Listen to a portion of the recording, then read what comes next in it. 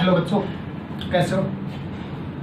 देखो 11.1 एक्सरसाइज में हमने क्या सीखा था? डायरेक्शन रेशियो कैसे निकालते हैं 2 पॉइंट से, डायरेक्शन कोसाइन किसी भी लाइन का कैसे निकालते हैं जब वो लाइन तीनों एक्सिस के साथ एंगल दे रखा हो, या फिर हमने डायरेक्शन रेशियो को कन्वर्ट किया था डायरेक्शन कोसाइन में और वहां पे हमने कोलिनियर चेक किया था।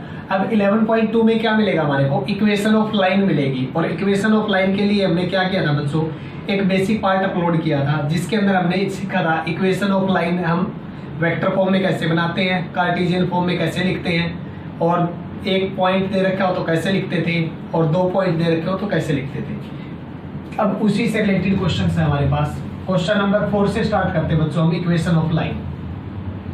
Find the equation of line. देखो इक्वेशन ऑफ लाइन क्या बोली? एक लाइन की इक्वेशन चाहिए जो एक पॉइंट से पास कर रही है। पासिंग पॉइंट उसका है 1, 2, 3 और पैरेलल है एक वेक्टर के। बताया था ना, लाइन के डायरेक्शन रेशियो लाइन के साथ साथ भी हो सकते हैं या फिर इसके पैरेलल भी हो सकते हैं, तो एक ही बात होती है। चाहे लाइन के साथ साथ बोले चाहे इसके पैरेलल बोले, दोनों के दोनों सेम ही मिलेंगे हमारे को। तो हमें जो चाहिए वो देखो, हमें चाहिए इक्वेशन ऑफ लाइन। तो मैं लिखता हूं इक्वेशन ऑफ लाइन जो हमें चाहिए वो 2 फॉर्म में लिखते थे हम, वेक्टर फॉर्म में भी लिखते थे और कार्टेशियन फॉर्म में भी लिखते थे बच्चों। जब कोई भी नाम ना बोले तो हम किसी भी फॉर्म में लिख सकते हैं, चाहे वेक्टर फॉर्म में लिखो चाहे कार्टेशियन फॉर्म में लिखो। देखो जो गिवन है वो लिखते हैं, जो चीज गिवन है वो लिखो। Passing point of required line,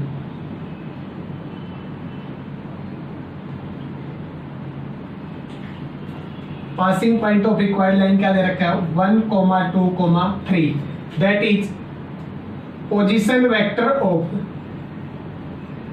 passing point of required line. बोलना क्या पड़ेगा? Passing point of required line. बोलो वेक्टर फॉर्म में लिखेंगे तो 1i cap plus 2j cap plus 3k cap. अब इसी लाइन के पैरेलल एक वेक्टर के डायरेक्शन वेक्टर दे रखा है ना।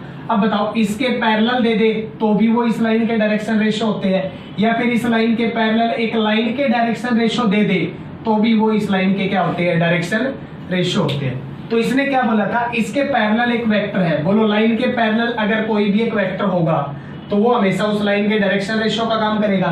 तो बोलो therefore position vector of direction ratio of required line. बोलना क्या है? क्या गिवन है? 3i cap plus 2j cap minus 2k cap, यही गिवन था। अब इसी को मैं डायरेक्शन रेशियो की फॉर्म में लिखो तो बोलो क्या लिखेंगे? Direction ratio of required line. बोलना बच्चों 3, 2, -2। कोई भी दिक्कत है तो बोलो यहाँ तक। अब हम लिखते हैं vector equation of required line. Vector equation of required line बोलो बच्चों क्या होती थी? याद है? Vector r is equal to passing point के पोजीशन वेक्टर। बोलो क्या है?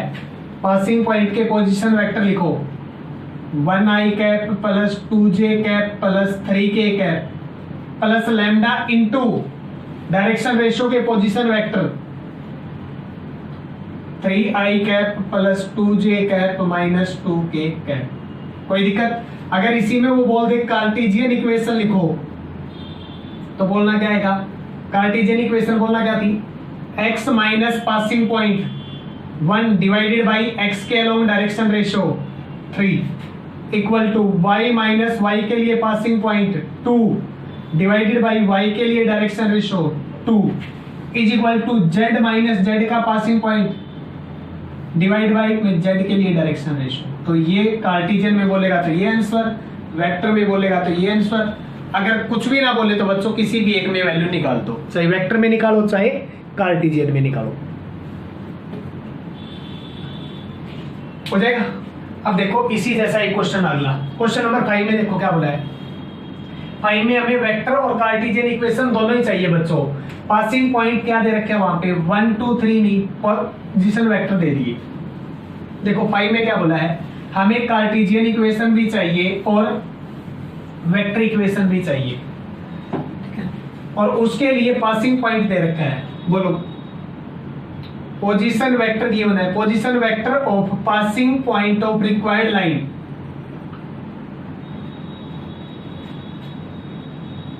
2i cap minus j cap plus 4k cap. तो बोलो बच्चों passing point of required line बना लो इसी से 2, -1, 4।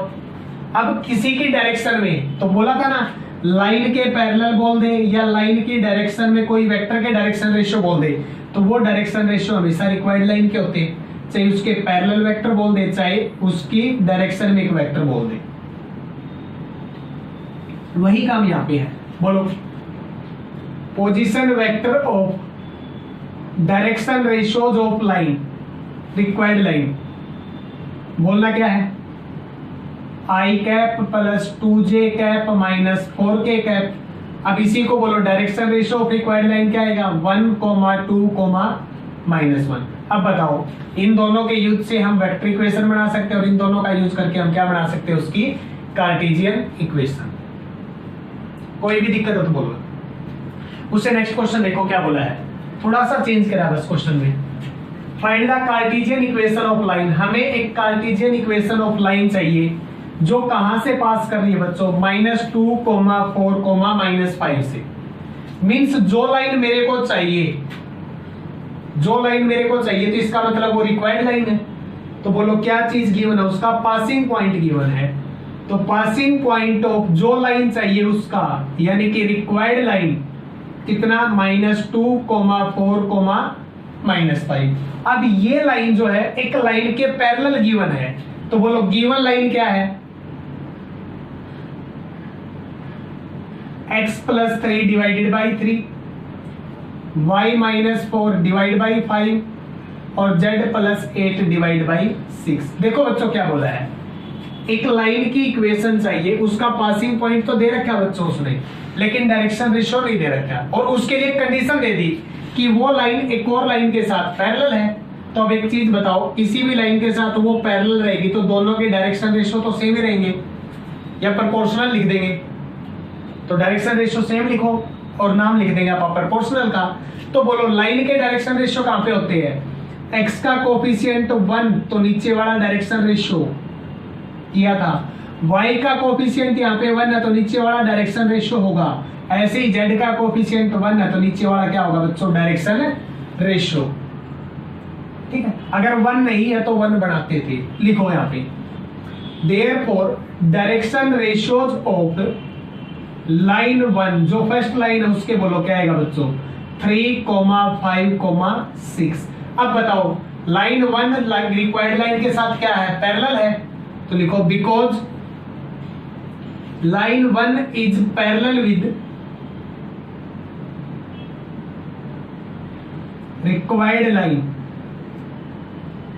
तो बोलो क्या लिखेंगे implies direction ratios of both lines are proportional.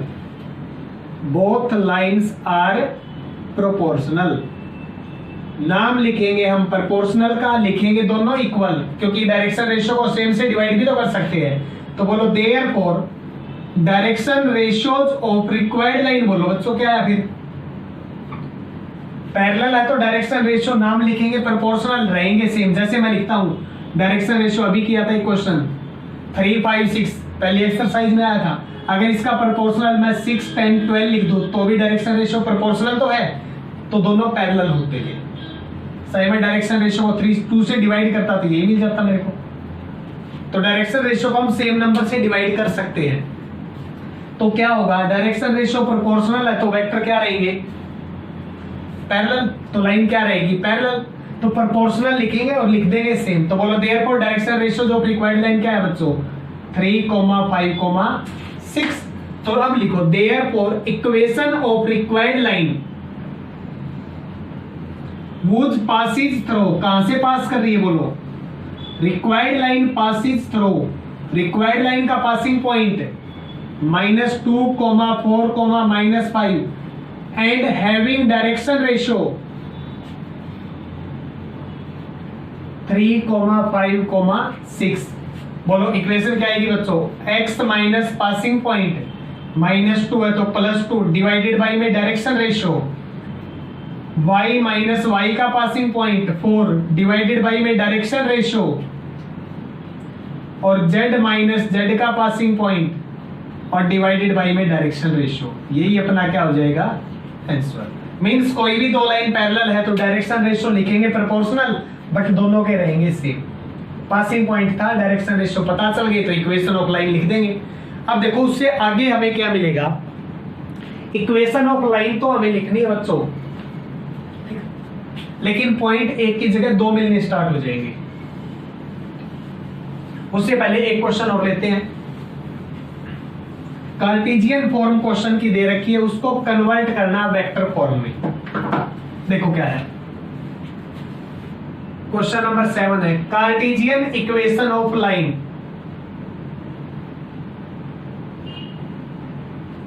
देखो कार्टेशियन इक्वेशन ऑफ लाइन क्या है, x minus 5 divided by 3, y plus 4 divided by 7 और z माइनस 6 डिवाइड बाई 2। अब ये बताओ किसी भी लाइन की इक्वेशन के लिए हमें क्या क्या चीज चाहिए, एक उसका पासिंग पॉइंट लिखना है और एक उसका क्या लिखना, हमें डायरेक्शन रेशियो। बोलो x का कोफिशिएंट 1 तो नीचे वाला डायरेक्शन रेशियो, y का कोफिशिएंट 1 तो नीचे वाला डायरेक्शन रेशियो, z का कोफिशिएंट 1 तो नीचे वाला डायरेक्शन रेशियो। तो बोलो therefore direction ratio of line, बोलो क्या आएगा 3,7,2। पासिंग पॉइंट ऑफ लाइन बोलो क्या आएगा,